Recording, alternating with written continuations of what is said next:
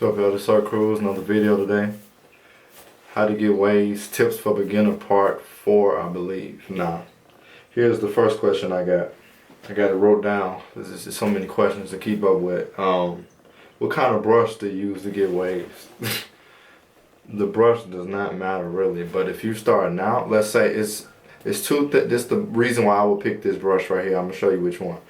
There's two reasons why I would say pick this brush. On a fresh cut, when your pattern is set, or even when you starting off, like when you ain't got no waves at all, I would suggest using this brush right here. Crown Quality Products CQP brush. Get it off crownqualityproducts.com. It helps you get your waves real fast. Now, it's just a personal preference. It isn't, to me, it's no best brush. All the brushes can be used to the best of their ability if you know how to use them the right way. You know, you can't be and then you're talking about oh, this brush forked me up. I mean, I learned that. I had to learn that the hard way. I thought a certain brush got me forks, but it wasn't the brush. It was my inconsistent strokes. So you gotta make sure not to. If you brushing like this, don't come. You see where the brush is at, right? You can't brush right here and then now you see how it's coming down. Then you can't do it like that. It's like it's confusing your hair. So you know you got to make up your mind. And you got to really pay attention to when you're brushing. Now I've looked at a lot of people's videos, and video wise, I hate seeing people brush slow. Like I hate seeing people brush like. People really be brushing like that. I've seen a lot of people brush like. I hate seeing people brush slow like that, but I see why.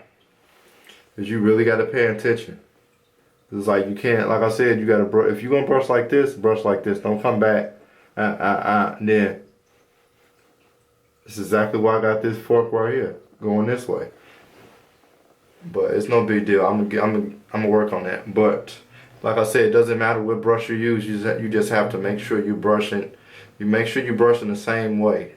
Make sure you don't overlap in certain areas. So, like this. Like that. Don't do like this. And then if you coming down right here like this, don't come from that like that. So that's what I'm saying. Wave cap or stocking cap. To me, like I always say, it depends. Now if you're using a wave cap, second or third or fourth layer of compression, not your main. It shouldn't be your only or your main. Wave cap should not be your only way of compression. Stocking cap, same thing.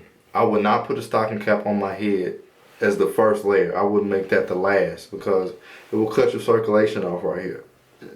No. So stocking cap and wave cap, make those your last layer of compression. Now which one is better to me is the same. It ain't no big deal, but knock them out the way. I would say get a do-rag. Now do-rag is for anybody, whether your pattern is set, beginner, intermediate, any of that. Does a conditioner help your waves develop? No, sir. I don't know who asked this question, but a conditioner ain't got a damn thing to do with your waves forming. A conditioner is just conditioning your hair. It's not creating a curl. It's not making your hair wave up. It ain't doing none of that. What's waving your hair up is the brush and your hard work. That's what's creating your waves. A conditioner is just to condition your scalp. Nothing else. Against the grain washing versus with the grain washing. But this is the thing. You cannot do it against the grain wash when you are in the beginning stage of getting waves. Like when you got ripples, I wouldn't suggest doing a scramble or against the grain wash because that's going to throw your connections off. And you're going to be getting put back some more and more and more. You don't want to get put back more. You want to progress, not regress. So against the grain, the cons of against the grain is you will lose progress and it's going to take you longer to get waves.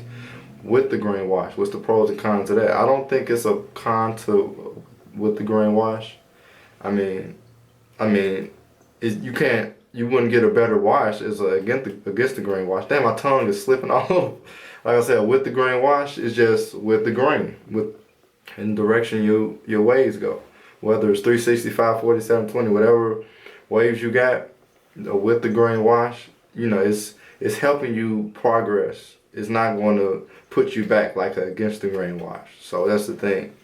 With the grain won't be as, you know, like I said, with the against the grain, you can really get that itch. And to me, my hair feels better and cleaner when I do an against the grain hair wash versus a with the grain. But a with the grain, I can progress and I ain't got to worry about losing progress. Where can I find the OG Diane brush? I mean, them OGs is like, they pretty much don't really sell them no more. It's like they rare. They very rare, like a faithful, freaky, loyal girl, like rare, like, you know, that's how rare a Diane brush is. I mean, I just found two medium Diane brushes the other day. It took me the longest to find them. I've been on the search all around the world for them, and I finally found two mediums. Now I didn't even find a soft or hard. So, but this Sir Cruz shared a video. Anybody that need waves or anybody that need help on trying to get waves or better them or healthy hair, share a video. If you liked it, like it. If you disliked it, say why you disliked it. Be a man. You know, whoever disliked it, tell me why you dislike it. What I do wrong. I mean, y'all, you know, you got the balls to dislike it. Comment and say why you dislike it. I mean, but this Sir Cruz, follow me on Instagram, Real Sir Cruz, and I'm gone.